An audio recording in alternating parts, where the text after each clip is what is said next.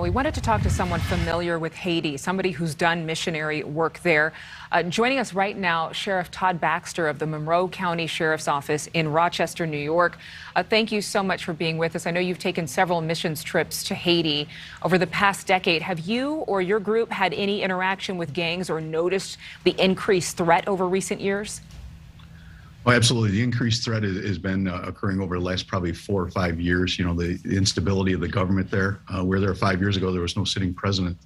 And of course, we had an assassination and an earthquake in the most recent time. So the instability is leading to this chaos, and in the chaos, someone needs to fill that gap. And you see the gangs filling that gap when there's no law and order, no government. What about anybody on the ground there now? I would imagine over a decade you would have made some friendships, very close relationships with locals there. What are they saying about this news, this headline of a kidnapping attempt by the 400 Mawoza gang? You know, we were talking to some people yesterday, and they're living in fear. They're a constant state of fear. They're fatigued. They're actually fatigued from the fear of going outside. A beautiful young lady that we've been mentoring for a few years. She was an orphan. She's now 20-some years old.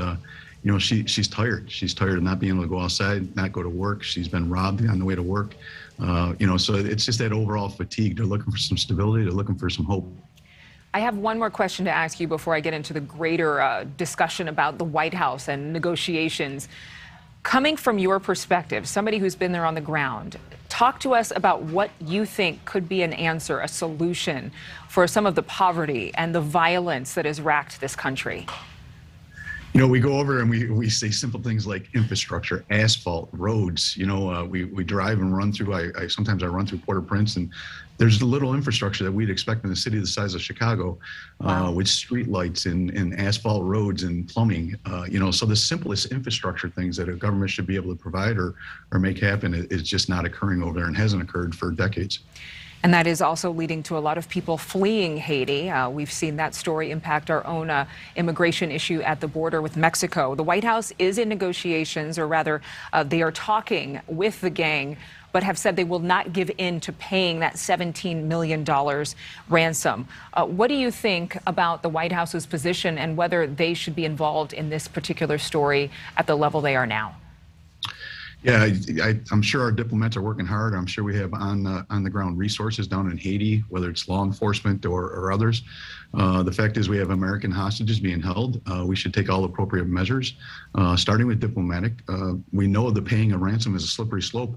Once you go down that road, we're going to have multiple more kidnappings, and that's going to cause the fear. No one's going to go over to help because they're in fear of being kidnapped, let alone it may increase. So that's always a slippery slope that is occurring right now. I'm sure in a diplomatic argument somewhere, you know, in Washington, D.C., whether we do this or not. Obviously, the care of these, in particular, the kids that have been kidnapped.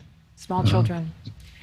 Yeah. It's very sad. Real quick question. We have a few seconds left. Would you travel to Haiti right now or advise anyone to travel to Haiti knowing what you know?